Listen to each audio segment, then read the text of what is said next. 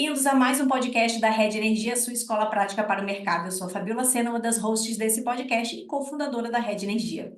Hoje nós vamos conversar sobre renovação das concessões de distribuição com Caio Alves, que é Head de Regulação no escritório de advocacia Rolim Goulart Cardoso. Mas antes da gente passar a palavra para o Caio se apresentar, vamos explicar algumas informações sobre a nossa escola.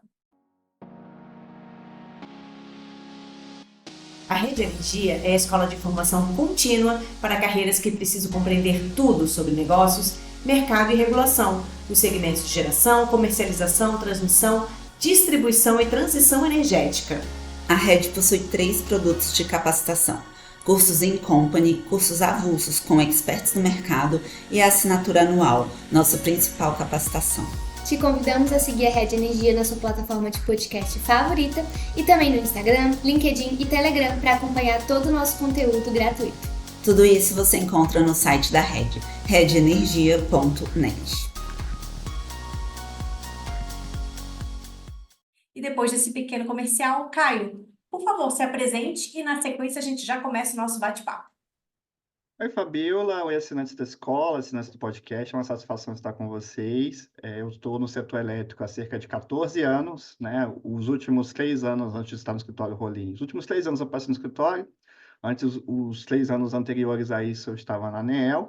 Mas eu já tenho uma história aí longa no setor. Já passei por distribuidora, associações, já passei pela própria Eletrobras, enfim. E já trabalhei tanto no segmento de distribuição, como de regulação propriamente, geração, enfim, tudo isso aqui me dá uma bagagenzinha para trocar algumas ideias com vocês. Vai ser muito legal, Caio. Eu estou com várias perguntas aqui, mas assim, eu queria começar para você dar uma nivelada para a gente, porque nossos ouvintes aqui, alguns são de distribuição, alguns de transmissão, comercialização, então tem uma base bem diversa aqui de ouvintes. Eu queria que você explicasse para a gente, em termos de regulamentos das regras para a renovação das concessões de distribuição. O que tem hoje de estado da arte? É o decreto 12068 que está valendo? Aonde que entra essa consulta pública da ANEEL aí 27, que está aberta até o dia 2 de dezembro, que traz um termo aditivo à minuta do contrato? Esse aditivo, ele pode trazer coisas novas? Fala um pouco para a gente aí, para todo mundo ficar na mesma página em relação aos regulamentos mesmo. Perfeito. Em termos de legislação, a verdade é a mesma desde 96, né? Você tem a Lei 8987, que é de serviços públicos, você tem a própria legislação que instituiu a ANEEL, você tem a 9074, então legislações antigas que continuam sendo embasadas para você dar espaço para renovação. Todas essas legislações prevêem que é possível fazer a renovação das concessões, mas nunca se estipulou critérios muito claros, tá? Então, ao longo do tempo, você vai aprovando certos decretos, né, que para cada segmento desse traz regras específicas. Agora, para setor de distribuição, nós temos o decreto 12068, recente, né, de 2024, que trouxe regras específicas para o segmento de distribuição. Então, lá estão trazendo as regras novas, né? Mas, como é natural, o decreto não especifica tudo, né? A gente está falando do setor elétrico, um setor muito grande, com muita especificidade. O segmento de distribuição, então, é um dos que mais tem regras, né? Então, ele deu espaço para que a ANEEL estipulasse regras específicas, né? Aprofundando cada uma das previsões que constam no decreto. Então, é nisso que entra a CP, né? A CP 27, que está com prazo aí até 2 de dezembro, a princípio, pelo menos, né? E que a gente espera que dela saia a minuta de contrato aditivo com as regras mais especificadas, né? Assim, a gente não pode ignorar que é possível que outros processos e outras consultas públicas possam vir a ser abertas, tá? Porque quando você olha lá a CP, a forma como ela está instituída, né? Ela está voltada, de fato, a regulamentar a minuta do contrato em si, mas até para isso, cada previsão contratual ali, de novo, porque é muito complexo, a gente talvez precise de alguns processos específicos, tá? Mas, a priori, a gente tem o decreto 12068 e a CP 27 como os principais hoje para discutir o tema. Tá. Ô, Caio, eu imagino que esse processo agora que está aí aberto é porque você deve ter algumas concessões já vencendo, né? E aí a pergunta é, essas concessões que estão vencendo, elas têm, esses concessionários, eles têm direito a renovar essa concessão? Como que funciona esse processo? Essa é uma outra discussão também antiga e que assim, o direito não conseguiu exatamente responder, tá? O que a gente fala hoje é que todo concessionário ele tem uma expectativa a renovar, tá? Mas ele não tem exatamente um direito. Os contratos de concessão, por padrão, sempre vão ter aquela cláusula de previsão. É possível renovar o contrato nos mesmos termos ou até mediante adaptações, tá? Mas, de fato, assim, não é uma prerrogativa do concedente, tampouco uma prerrogativa do concessionário. Tem que haver um diálogo ali, o poder concedente pode instituir novas obrigações, né? E o concessionário avalia se é interesse dele assinar esse contrato ou não, né? Ô, Caio, agora eu queria entrar num assunto um pouquinho mais, vamos dizer, sensível, né? A gente tem, acho que até recentemente tem uma consulta pública da ANEEL, se não tiver aberta, foi recentemente que foi aberta sobre práticas anticoncorrenciais. E então, assim, muito se fala sobre esse tema, né? Principalmente a gente sabe por conta da abertura de mercado, né? A gente tem a abertura de mercado para o grupo A, o grupo B tem essa expectativa que vai acontecer, a gente não sabe exatamente quando, mas é algo meio inexorável, né? A MMGD também, que cada vez, hoje já está com 32 GB, né? Um mercado realmente gigantesco. Afinal, quais são as preocupações, tanto do poder concedente, do regulador, em relação a cuidar dessas questões de práticas anticoncorrenciais? É um ponto bem sensível e importante, né? De fato, a gente está caminhando para um ambiente de abertura total do mercado. E você, antes mesmo disso, tem gente que é especialista no setor, que nomeia como se a MMGD tivesse sido um tipo de abertura também do mercado, porque, na prática, as unidades consumidoras, os usuários, conseguiram ter gestão da energia, né? Mas o que a ANEEL tem a preocupação, o poder concedente, é que você não sufoque esses segmentos que estão começando, né? Então, você dê para eles um terreno fértil para que o consumidor, de fato, possa se defrontar com ofertas no mercado e ele possa efetivamente escolher entre elas, né? Então, tem mais a ver com a ideia um pouco de liberdade econômica, né? Essa ideia de intervenção um pouco no mercado, ou seja, você deixa o mercado livre até o momento que você avalia que todo mundo está agindo em nível competitivo igual, né?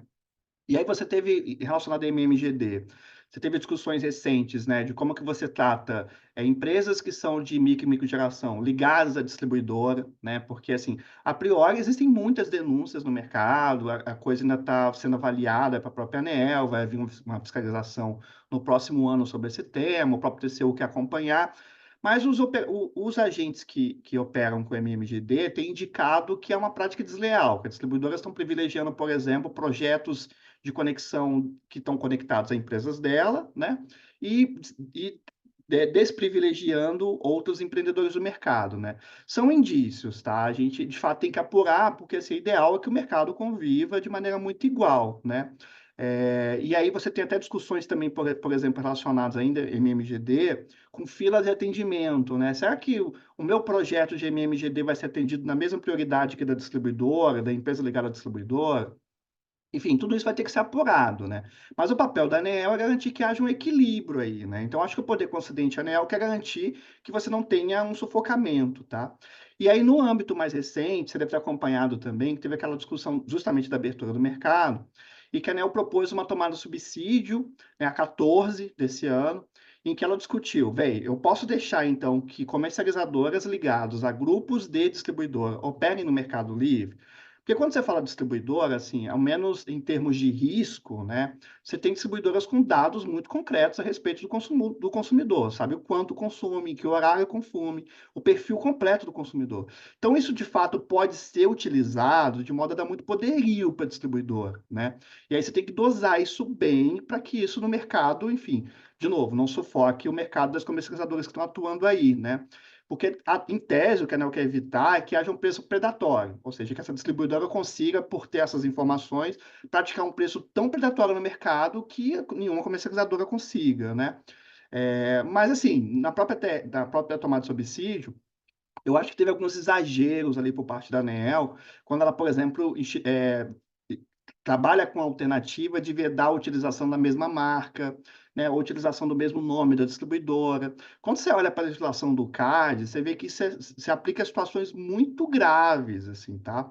Então, acho que a gente vai ter que encontrar um ponto meio termo aí, tá? Essa tomada de subsídio, ela está ocorrendo em paralelo, é possível também que ela vire um processo para que a gente discuta ao longo desse processo, mas ao cabo, né, no âmbito aqui da renovação das concessões, a gente vai ter que discutir esse assunto também, né? Se a gente veda a atividade, ou se a gente especifica somente que essa atividade não vai ser monopolista, né, que vai poder competir no mercado, esse período que está se desenhando hoje.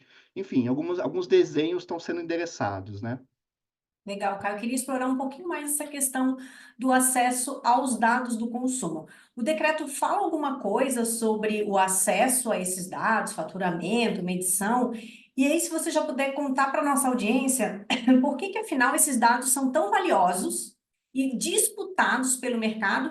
E se afinal o consumidor teria interesse em fornecer esses dados, né? Fala-se muito em Open Energy, LGPD. Então, aonde que tudo isso aí se conecta?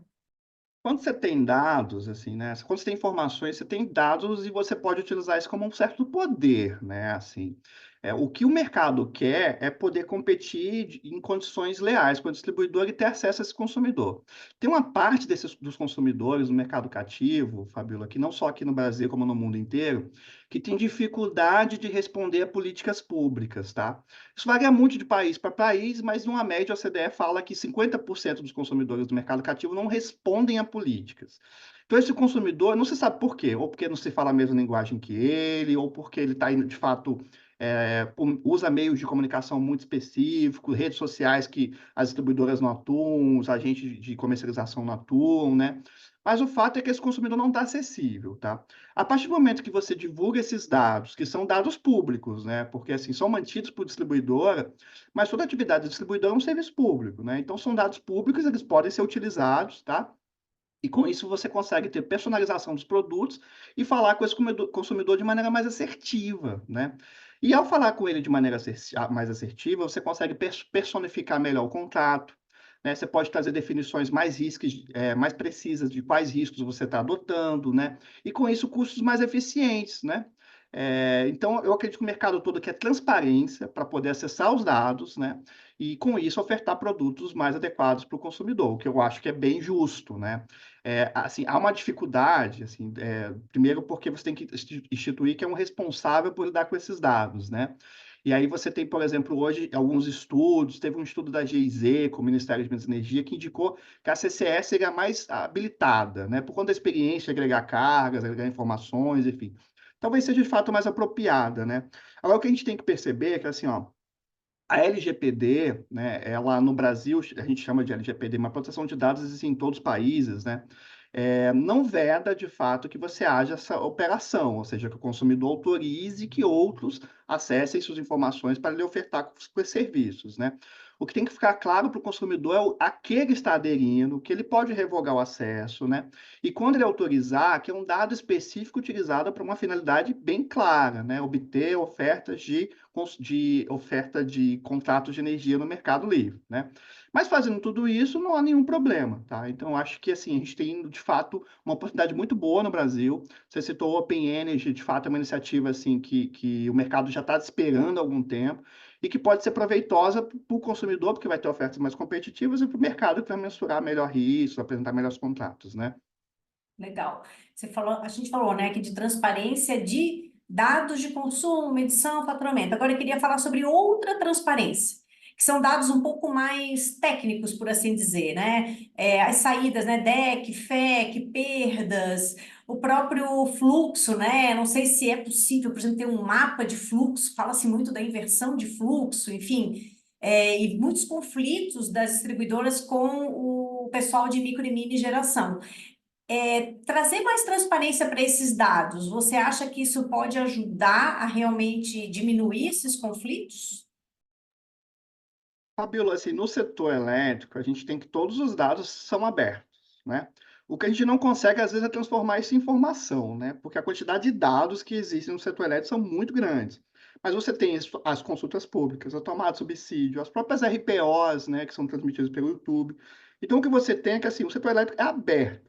Agora, quando a gente fala de publicidade, né, transparência, é necessário que você tenha uma clareza de que com quem você está comunicando para que essa pessoa entenda bem o que você está falando, né? E isso é a dificuldade do setor elétrico, porque, dado a complexidade do que se faz, né, e como se faz, é difícil você traduzir isso, deixar de uma maneira muito simples, direta, pragmática, né. Agora, você mencionou informações que são super importantes, né. Hoje, é difícil você encontrar, por exemplo, a apuração correta do FEC-DEC, né. Fora dos processos tarifários, que é onde isso ocorre, essa discussão, essa definição, às vezes você tem uma dificuldade em encontrar como é que está a apuração naquele momento, né.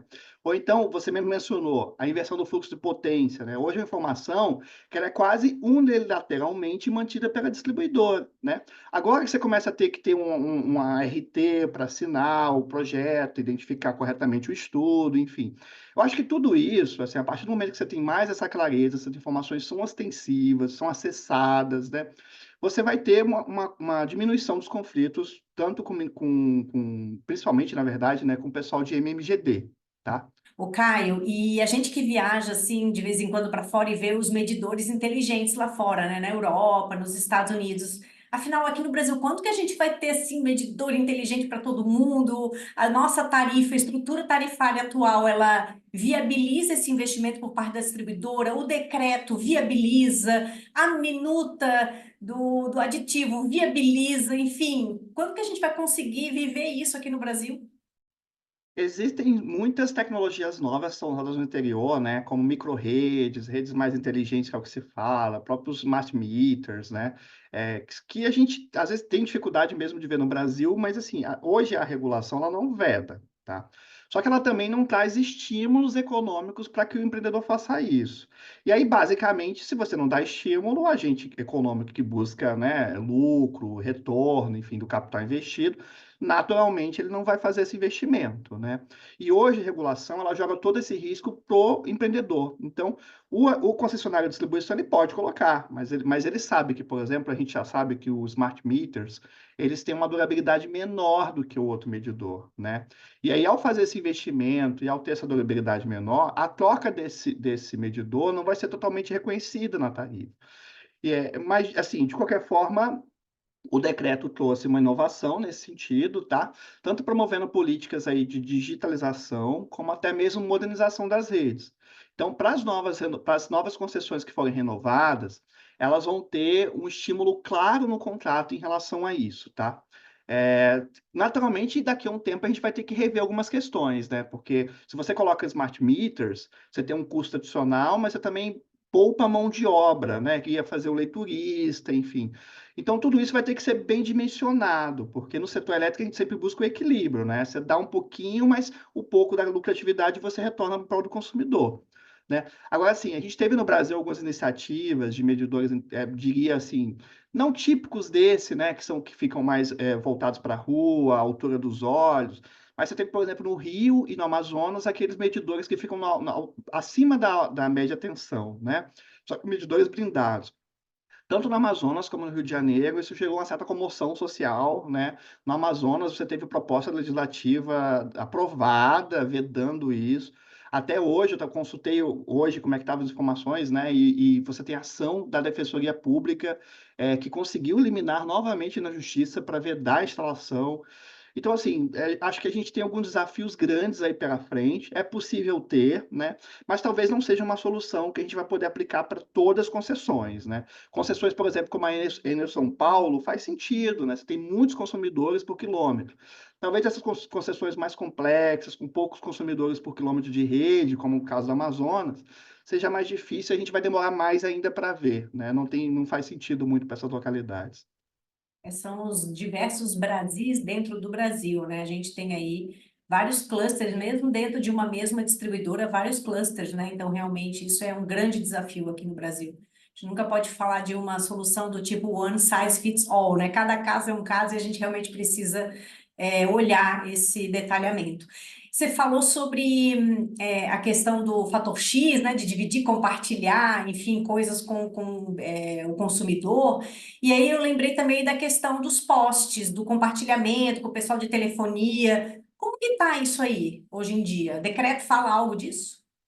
Então, você sabe que teve recentemente uma decisão da ANEEL que arquivou um processo que estava vindo há cerca de 4 ou 5 anos, né, de discussão junto com a Anatel, de uma definição daquela resolução conjunta, né. A legislação do setor elétrico prevê que a regulação do poste ela afeta ao setor elétrico, né? Mas se teve uma decisão lá atrás, estratégica, de discutir junto com o setor de telecomunicações, né? Porque assim, o setor elétrico não poderia ignorar a essencialidade do poste para o setor de telecomunicações, né? Então se decidiu regulamentar o assunto conjuntamente. Mas a gente sabe que a regulamentação não funcionou, né? Todo mundo que anda nas ruas, principalmente o pessoal que anda em São Paulo, em pontos assim, né?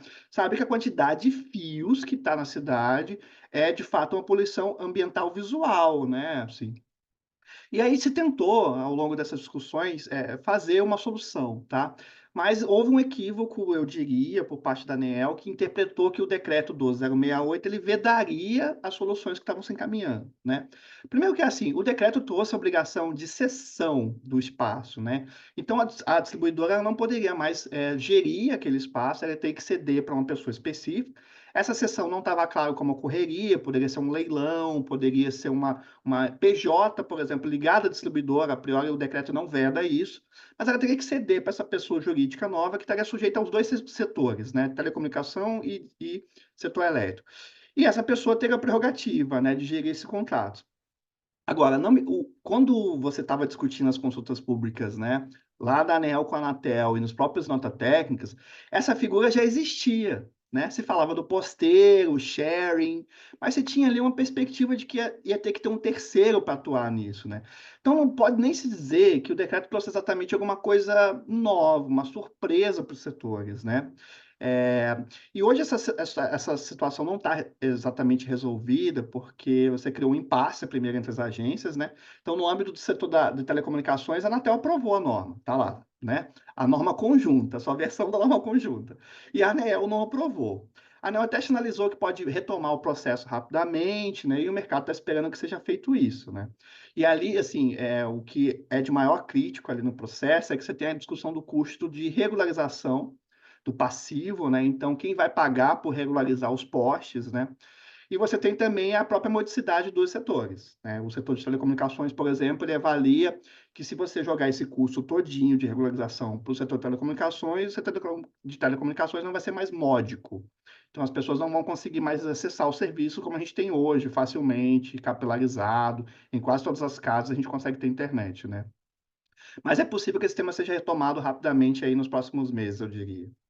Então, você vem trazer essas novidades aqui para a gente depois, cara, que a gente quer saber. Esse tema também é um tema bem comentado aí. Agora, eu queria voltar a outro tema também sensível, né? A gente está agora aqui em outubro de 2024, os recentes eventos climáticos extremos, né? A gente teve agora bem recente da Enel São Paulo, a gente teve no início do ano a questão do Rio Grande do Sul, ano passado também tivemos Enel também em São Paulo, né? Esses eventos climáticos extremos é uma questão super sensível. E como que isso comunica com a caducidade da concessão? O que que a gente pode esperar em relação a isso de decreto, ANEEL, pressões também institucionais, pressões políticas, né? Que a gente sabe que tudo isso é um caldo, né? Tudo isso não dá para a gente isolar. Como que você vê essa questão dessas regras para caducidade, Caio? Desafios climáticos a gente vai enfrentar cada vez mais, com mais intensidade, né? E vão ser desafios para todo mundo. Desafio para quem está operando o sistema, desafio para nós, pessoas físicas, né? Em nossas casas. A realidade é que, assim, estatisticamente, a gente vai se defrontar com situações assim mais vezes, né? E também a gente tem que ter em mente que tudo que se projetou até hoje de infraestrutura, eu não estou falando só do Brasil, né? Por exemplo, quando você olha para o Reino Unido, recentemente eles tiveram um problema sério com questões de resfriamento dos lares, né? Porque as casas todas foram projetadas para receber calor, né? E manter aquilo por mais um tempo. E você teve ondas de calor e as pessoas não tinham condições de lidar com aquilo, né? Não existia, nem toda casa tinha equipamento de resfriamento, tinha equipamento de aquecimento é mais comum, né? Então, a realidade é que assim, a infraestrutura não foi pensada para os desafios que a gente está vivendo agora, né? Por isso que a gente começa a falar de resiliência climática, né? Ou seja, qual a capacidade que essa infraestrutura tem de ser submetida a condições de eventos climáticos extremos, responder a isso, né, de forma que o serviço possa ser restabelecido rapidamente, né? Agora, o que a gente está vendo, a capacidade de resiliência é baixa, né? Na verdade, o que a gente precisa começar a falar para a sociedade é que ao invés de ter ativos resistentes, a gente, por vezes, vai precisar reconstruir ativos, né? O caso da Enel São Paulo, por exemplo, perceba, ela teve ventos de 107 quilômetros, né? Os postes, de maneira geral, são submetidos a 97 quilômetros por hora. Então, assim, não havia poste, né? Não há projeto hoje de poste que vai resistir a eventos desse sentido, né? A gente precisa, talvez, comunicar mais claro para a sociedade, dizer, olha, sociedade, a gente, em alguns casos, de fato, vai demandar um pouquinho mais da paciência, né? Mas o que a gente percebe é que, assim, dado a essencialidade da energia elétrica, né? Assim, ninguém vive mais sem energia elétrica, a realidade é essa, né? É tão essencial hoje quanto é a água. Tem até discussões no âmbito do direito que a gente fala, é um direito fundamental, tem gente que começa a defender, né? E a sociedade começou, de fato, a ficar mais exigente, né, diante disso. Eu acho que é justo. Me parece, assim, que o poder público tem que responder a isso mais velozmente, tem que dar para a sociedade essa resposta, né? Até porque todo o serviço público está em prol da sociedade. Então, se a sociedade está exigindo mais, tem que ser atendido. Mas eu diria que é um caminho, assim, muito longo ainda, tá, Fabíola? Assim, a gente teve uma tomada de subsídio na ANEEL, a 2 de 2024, que discutiu resiliência climática, né? Tem uma consulta pública que vai ser aberta também, a priori, eu acredito que no ano que vem, sobre isso, né? E a priori que a ANEEL está discutindo com a sociedade é estabelecer um plano de contingência, tá? Então, assim, você é concessionário, vendo que um evento extremo vai ser cometido na sua localidade, né? Você tem que se preparar com a maior brevidade possível, tá? E é isso, enfim, talvez seja uma primeira sinalização de uma resposta que a sociedade quer. E também, assim, associado a isso, os próprios FEC e DEC, né, que são aqueles critérios de medição de frequência e duração das interrupções, eles vão começar a ser revistos, né? Então, quanto mais eventos dessa monta acontecer, mais o FEC e DEC vai ficar mais rigoroso, né? Então, com isso, a gente acredita que talvez a sociedade consiga ter respostas mais adequadas, né? Agora, de qualquer forma, assim, eu nunca imaginei que os agentes de concessão teriam qualquer dificuldade de lidar com respostas a isso, sabe? Eu acho que o que faltava, talvez, é ter uma definição clara por parte do poder concedente, que eles poderiam investir nisso e que teriam esse custo reconhecido, né? Porque hoje o que a regulação faz é dar receitas máximas e estimular que o concessionário economize o máximo possível, né? Talvez agora isso, enfim, tenha definições claras de receita, quais obrigações, talvez a sociedade tenha uma resposta melhor do que teve até hoje, eu diria. Esse é um outro tema que a gente vai precisar também acompanhar bem, e não só para as distribuidoras, para as transmissoras também, né? Acho que essa consulta pública que você fala aí é sobre todos esses critérios também para transmissoras, né? O Caio, agora já vou para minha última pergunta, eu juro, tá? Tô bem perguntadeira hoje, mas é a última. Você é um grande especialista em processo administrativo e processo regulatório da ANEEL, que eu sei porque você tem uma aula espetacular lá dentro da nossa assinatura sobre isso. Conta pra gente, essa consulta pública 27, próximos passos, vai ter segunda fase, o que que a gente pode esperar dela? E principalmente o momento em que ela está acontecendo, né? Que a gente está aí com essa situação da Enel São Paulo bem viva, né, na memória das pessoas. O que que a gente pode esperar em relação a essa consulta pública? Formalmente, a consulta pública termina em 2 de dezembro. 6 meses a seguir, 7 meses a seguir, a EDP tem um contrato dela de concessão encerrado. Então, eu te diria que é provável que essa consulta pública não seja fechada a tempo do vencimento do contrato da EDP, tá? Assim, por mais que você tenha vontade de agente público, você tenha agência ali endereçada, enfim, e esse próprio tema dos eventos climáticos, né, provoque ali uma certa urgência nas discussões, é difícil a gente conseguir definir isso a tempo, tá? Então, talvez ali para o final de 2025 é que você tenha uma definição, né? Aí você vai me perguntar assim, putz, mas então o contrato da EDP vai vencer? E a gente, como é que vai ser isso, né? Olha, eu não digo que é o ideal, mas a gente já teve um MP, a 579, que deu uma prorrogação extraordinária para as concessionárias de distribuição da Eletrobras em 210 dias, né? Na prática, o governo prorrogou os contratos via MP, mas ele chamou isso de prorrogação do prazo de assinatura. Então, assim, não acho que é o ideal, mas como a gente está diante de uma discussão que vai requerer um pouco de cuidado, né? Um pouco de profundidade, eu diria, uma discussão muito transparente, porque a gente está definindo os contratos dos próximos 30 anos, né? Então, assim, urgência e correria nesse momento não é ideal, né? Então, eu acho que vai demorar um pouquinho mais, tá? E tem outra coisa, né? A gente está no setor elétrico e a gente sabe que o setor tem posições muito diferentes, né?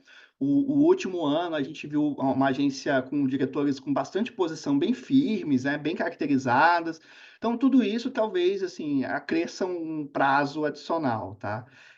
Mas, a priori, se a agência correr com o assunto, é possível que em fevereiro a gente tenha tudo finalizado, né? Em março. Eu só não acredito que isso vai acontecer de fato.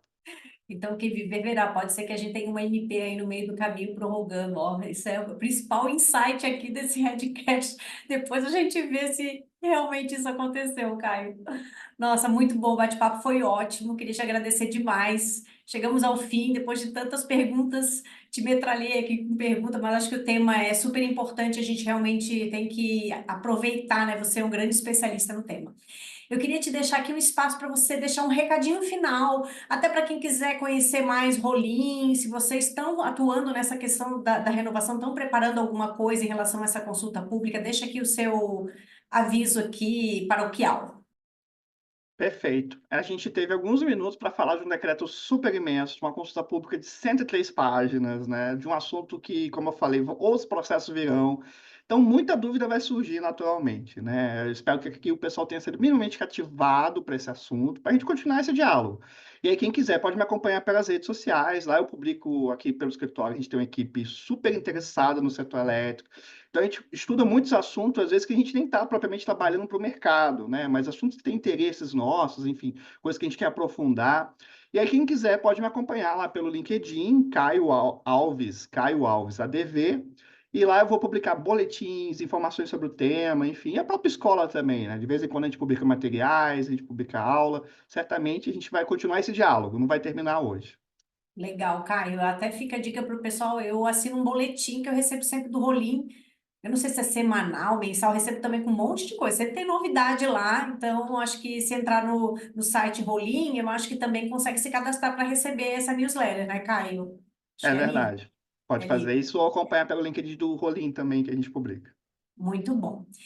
E antes de me despedir, vou deixar aquele recadinho final. Se você gostou desse episódio, não deixe de ouvir os outros. E para deixar as sócias da Rede Energia Feliz, deixe aqui os seus 5 estrelas, o seu joinha. A gente fica super feliz para a gente produzir ainda mais conteúdo aqui gratuito de qualidade para vocês. Até a próxima! Este foi mais um episódio do Redcast, que também está disponível no YouTube e na plataforma da Rede Energia. Acompanhe o Redcast na sua plataforma favorita e receba uma notificação sempre que adicionarmos um novo episódio. Se você gostou desse episódio, não esqueça de compartilhar e deixar um comentário ou avaliação. Até a próxima!